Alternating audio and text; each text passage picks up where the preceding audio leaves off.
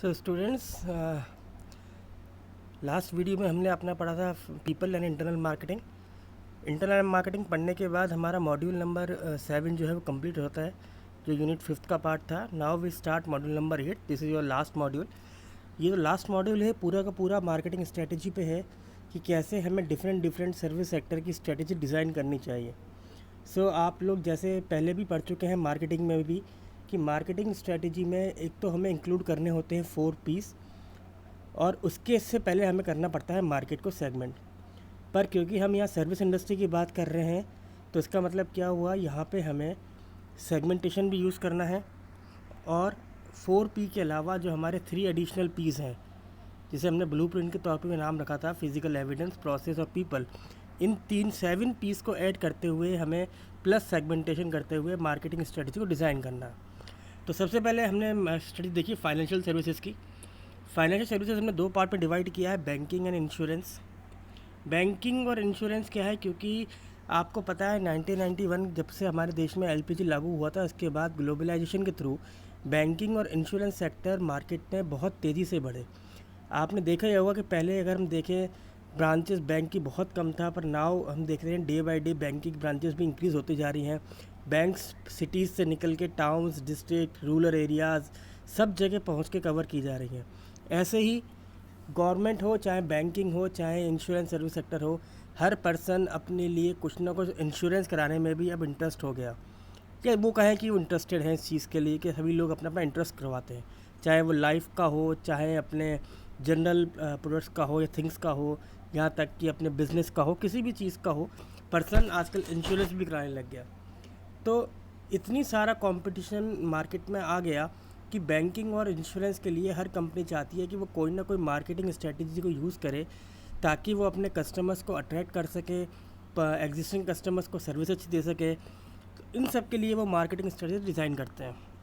तो सबसे पहले हम बात कर रहे हैं बैंकिंग सर्विसेज की। बैंकिंग सर्विस में हमने देखा कि नॉर्मली सर्विसेज जो है वो कस्टमर सेंट्रिक है, यानी कस्टमर्स ही प्राइम है, उनको फोकस रख के स्ट्रेटजी डिज़ाइन की जाती है।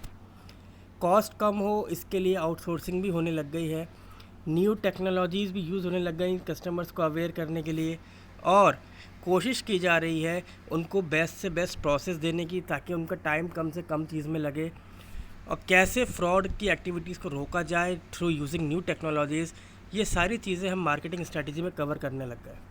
तो आइए सबसे पहले हम देखते हैं बैंकिंग सेक्टर की स्ट्रेटजी अगर हम डिज़ाइन करते हैं मार्केटिंग स्ट्रेटजी।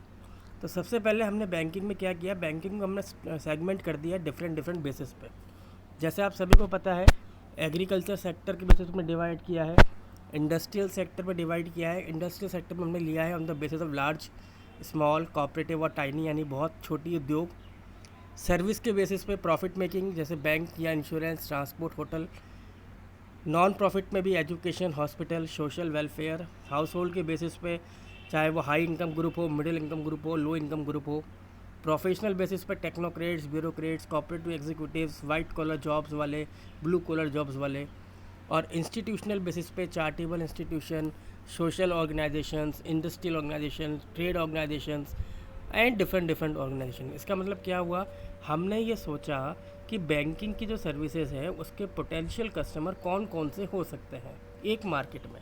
तो हमने डिफरेंट एरियाज़ निकाले जहाँ जहाँ जो लोग इस बैंक को यूज़ करते हैं। Then we decide 7 piece. So हमारे लिए सबसे पहला आया प्रोडक्ट। प्रोडक्ट क्या है, बैंक के पास सबसे पहली चीज़ जो प्रोडक्ट में अगर हम बात करते हैं वो आते हैं अकाउंट्स, सेविंग अकाउंट और करंट अकाउंट।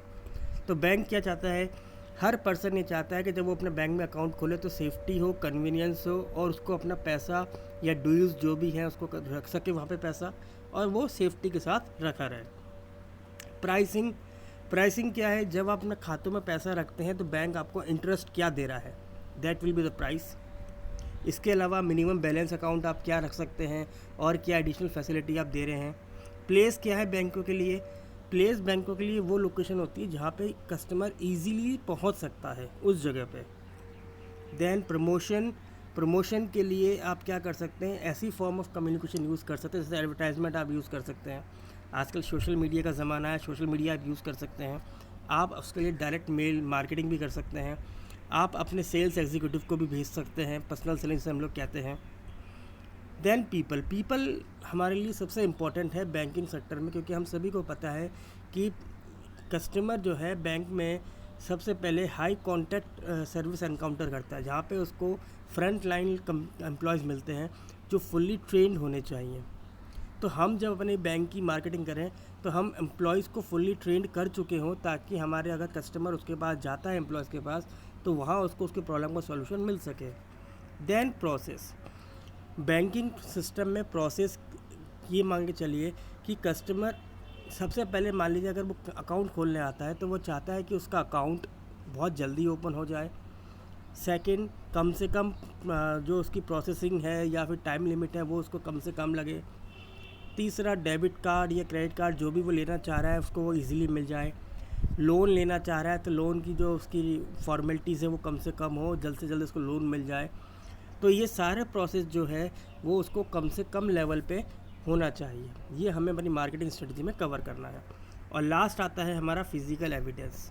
देखिए, बैंक का जो एनवायरनमेंट है, बैंक का जो इंफ्रास्ट्रक्चर है, बैंक का जो हम ये कहें कि जो हम उनकी जो फिक्सचर्स हैं, फर्नीचर्स हैं, या फिर जो उनकी डीलिंग करने के डिपार्टमेंट्स हैं, वो कंज्यूमर की रेंज में होने चाहिए। तो ये फिज़िकल क्लूज़ जो है एक कस्टमर देखता है जब वो बैंक के पास जाता है। तो हम इन 7 P's को यूज़ कर सकते हैं टू अट्रैक्ट आवर कस्टमर्स। तो जैसे हमने बात करी प्रोडक्ट के केस में हमें अपने प्रोडक्ट्स इस तरह डिज़ाइन करने हैं ताकि जो कस्टमर के लिए बेनिफिशियल हो। प्राइस का मतलब है यहाँ पे इंटरेस्ट रेट जो हम कस्टमर को देंगे after they using our products. Then place will be easily accessible, और ऐसी लोकेशन जहाँ पे कस्टमर इजीली पहुँच सके। प्रमोशन, कोई भी मीडियम जिसके थ्रू हम अपनी न्यू इन्फॉर्मेशन कस्टमर को प्रोडक्ट प्रोवाइड करवा सकते हैं। पीपल से मतलब है हमारे इंटरनल मार्केटिंग यानी employees, they are fully trained and technological savvy persons. Process, जो भी वो फॉर्मेलिटी पूरी करना चाह रहा है कस्टमर आके, वो कम से कम टाइम में उसको अवेल होनी चाहिए। और physical evidence, like all the things, evidence और क्लूज़ जो वो आके आपके बैंक में देखना चाह रहा है। तो इन सब चीज़ों को हम यूज़ करते हैं फॉर आवर मार्केटिंग स्ट्रेटजी। उसी तरीके से हम सेकंड स्ट्रेटजी की बात करते हैं इंश्योरेंस सेक्टर की। इंश्योरेंस सेक्टर में भी सबसे पहले हमने मार्केट को सेगमेंट किया on the basis of reason, चाहे वो डोमेस्टिक इंश्योरेंस पॉलिसी सेक्टर हो चाहे इंटरनेशनल हो। प्रोडक्ट, क्योंकि हमारे पास इंश्योरेंस प्रोडक्ट है तो हमारे पास सिर्फ इंश्योरेंस प्रोडक्ट्स ही हमारे में रखे हैं। और तीसरा आता है on the basis of demand का मतलब है ऐसे लोगों को आइडेंटिफाई करना जिनको इंश्योरेंस की सबसे ज़्यादा रिक्वायरमेंट है। अब हम यूज़ करते हैं 7P। तो सबसे पहला जो है हमारे लिए प्रोडक्ट क्या है इंश्योरेंस सेक्टर में, ऐसा प्रोडक्ट जो कस्टमर को ये रियलाइज़ करवाए कि हाँ ये जो प्रोडक्ट है ये मेरे लिए बेनिफिशियल है ड्यूरिंग द लाइफ टाइम और आफ्टर द लाइफ टाइम। जैसे लाइफ इंश्योरेंस पॉलिसी आपकी लाइफ को कवर करता है आफ्टर द लाइफ, जैसा आप इंश्योरेंस है, ऐसे ही आपने देखा होगा टर्म इंश्योरेंस प्लान भी आपने सुन रखे होंगे, जिसके अंदर कस्टमर जब तक जीवित है वो बेनिफिट कमा ही रहा है और मरने के बाद भी उसको उसकी होल फैमिली उसमें बेनिफिशियल हो सकती है।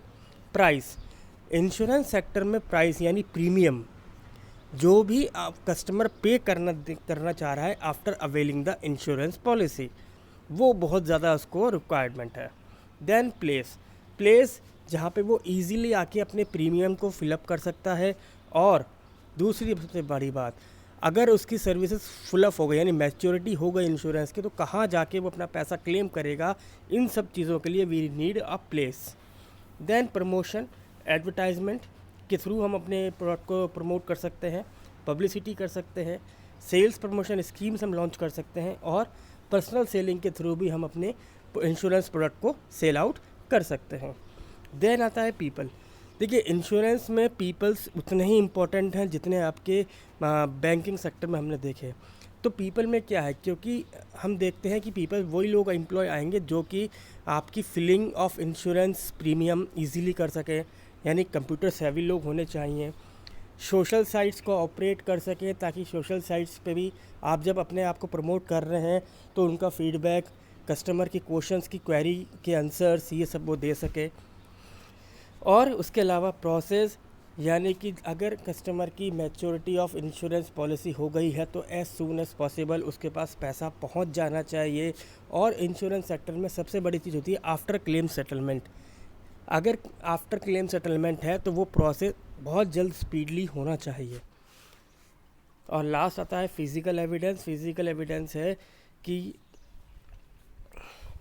जब भी कस्टमर को ऑफिस में आके कांटेक्ट करना है तो वहाँ पे उसको क्या क्या दिखाई देना चाहिए।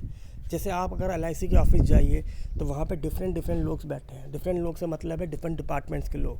जैसे एक जो है वो पॉलिसी इशू करने वाला है, एक पॉलिसी रिन्यूअल करने वाला है, एक चेक को लेने वाला है, एक पेमेंट को इशू रिलीज़ करने वाला है, एक डॉक्यूमेंटेशन करने वाला है। तो डिफरेंट लोग उसको दिखाई देते हैं। तो इन सब चीज़ों को हम यूज़ कर सकते हैं our marketing strategy in insurance product.